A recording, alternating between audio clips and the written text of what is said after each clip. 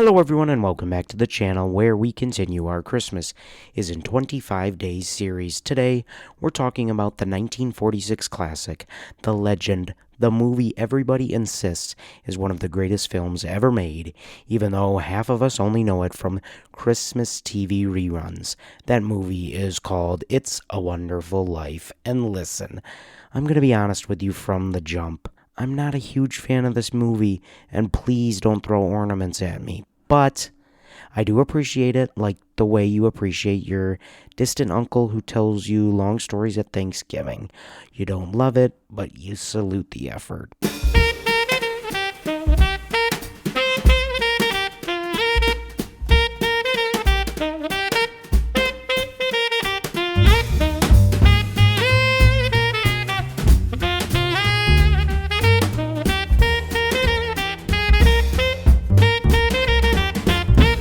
So, It's a Wonderful Life is basically the story of George Bailey, a man who spends his entire life making sacrifices, helping people, and preventing the town of Bedford Falls from becoming literally Gotham City.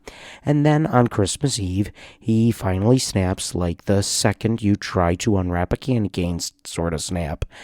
Luckily, though, for him, a guardian angel named Clarence shows up, and Clarence is basically the original Christmas past therapist, because he gives George the ultimate what if you never existed slideshow, and spoiler, that town literally does become Gotham. I'll give credit where credit is due. Jimmy Stewart absolutely delivers.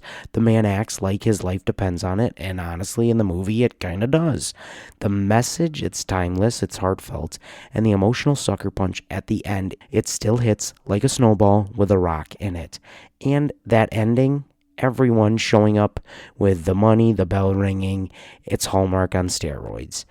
There are genuinely great moments that remind you of why people worship this film. But for me, it's just too long. Like George blink twice if you want to escape your own movie long. And some scenes, they drag harder than a Christmas tree across shag carpet. Plus, every time someone says Mary, I swear it adds like 10 minutes to the runtime. And let's be honest, the movie is basically 90% sadness, 5% light humor, and 5% George yelling at people. Merry Christmas.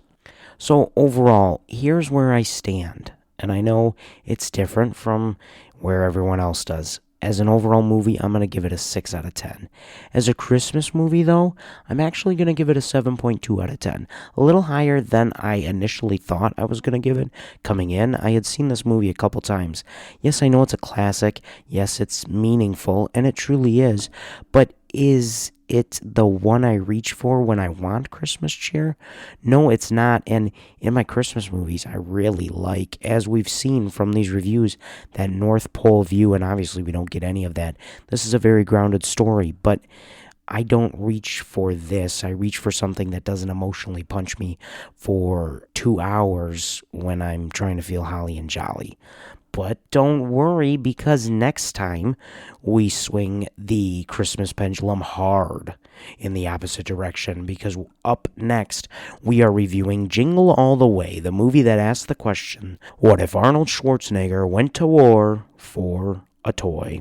So make sure you are subscribed, smash that like button, and ring the bell like you're trying to get the last Turbo Man doll. And until that next review, happy holidays.